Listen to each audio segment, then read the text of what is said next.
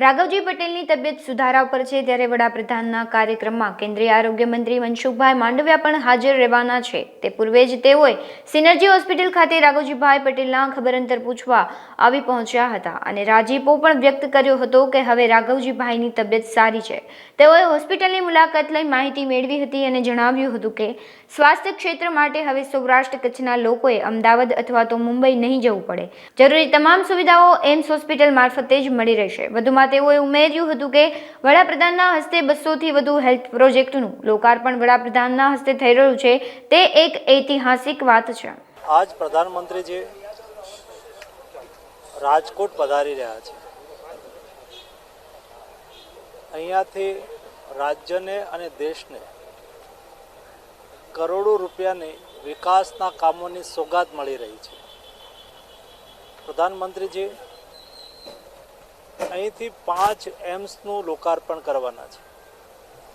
દેશની આઝાદીના 65 વર્ષ દરમિયાન દેશના નાગરિકોને ટર્શરી કેર ઉચ્ચ ચિકિત્સા પ્રાપ્ત થાય એના માટે કેવલ 7 એમ્સ હતી, પરંતુ એક સપ્તાહની અંદર પ્રધાનમંત્રીજી હરિયાણામાં રેવાડી એમ્સનું શિલાન્યાસ કર્યું છે, જમ્મુની અંદર એમ્સનું લોકાર્પણ કર્યું છે અને એક સાથે 5 એમ્સ એટલે કે રાજકોટ એમ્સ, આંધ્રપ્રદેશની એમ્સ,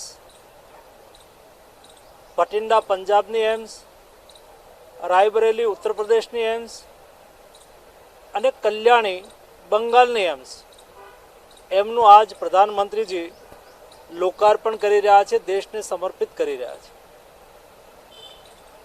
દેશ માટે મોદીજીનો મંત્ર છે કે હેલ્થ સુવિધા સૌને મળવી જોઈએ, હેલ્થ સુવિધા સસ્તી મળવી જોઈએ।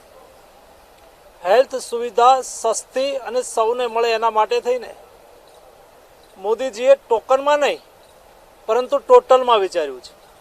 એક હોલિસ્ટિક એપ્રોચની સાથે મોદીજીએ કામ કરવાનું ચાલુ કર્યું છે। હેલ્થને વિકાસની સાથે જોડવામાં આવ્યું છે। કોઈ પણ રાષ્ટ્રને સમૃદ્ધ રાષ્ટ્ર બનવું હોય તો એ રાષ્ટ્રનો નાગરિક સ્વસ્થ હોય એ બહુ આવશ્યક છે। એટલે કે સ્વસ્થ નાગરિક સ્વસ્થ સમાજનું નિર્માણ કરે, સ્વસ્થ સમાજ એ સ્વસ્થ રાષ્ટ્રનું નિર્માણ કરે અને સ્વસ્થ રાષ્ટ્ર સમૃદ્ધ રાષ્ટ્ર બને। એ સમૃદ્ધ રાષ્ટ્ર વિકસિત ભારત બનાવવાની પ્રધાનમંત્રીજીની 2047 તકની કલ્પના એટલે કે અમૃતકાળ દરમિયાન દેશમાં હેલ્થ એક્સેસેબલ હો, હેલ્થ એફોર્ડેબલ હો એના માટે થઈને 1,60,000 આયુષ્યમાન આરોગ્ય મંદિર બનાવવામાં આવ્યા। આયુષ્યમાન આરોગ્ય મંદિર તો બન્યા, પરંતુ એમાં ડૉક્ટર જોઈએ તો MBBSની સીટ 54,000 હતી, વધારીને આજે 1,07,000 છે, એટલે કે લગભગ ડબલ થઈ। એવી જ રીતે પીજીની સીટ ડબલ થઈ। એવી રીતે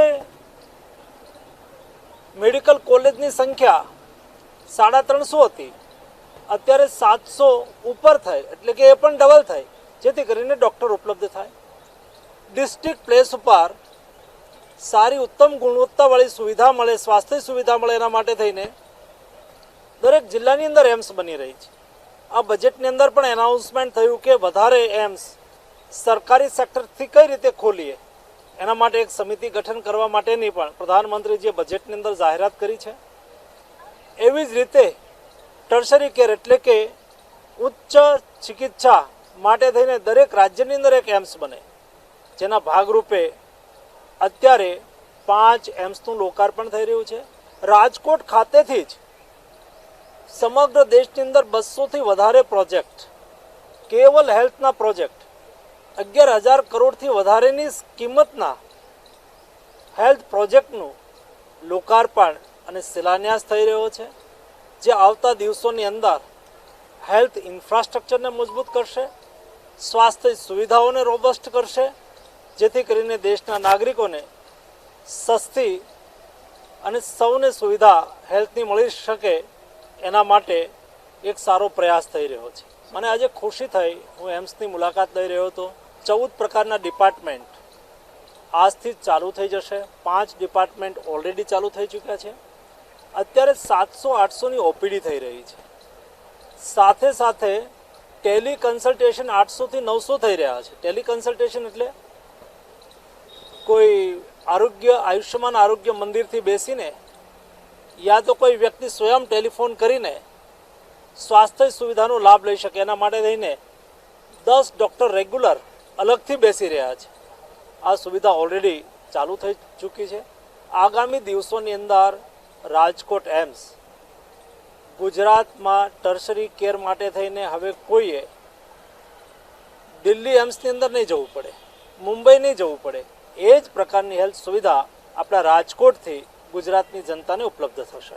જટિલ રોગો માટે થઈને અહીંથી અમદાવાદ જવાની વાત તો પછીની વાત છે, પરંતુ સમગ્ર ગુજરાતમાંથી લોકો પોતાના ઉપચાર માટે થઈને રાજકોટ એમ્સની અંદર આવશે.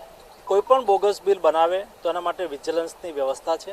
ચેક પણ થાય છે અને કોઈ એવું કરશે તો એની સામે કાર્યવાહી પણ થવી જોઈએ અને થઈ રહી છે.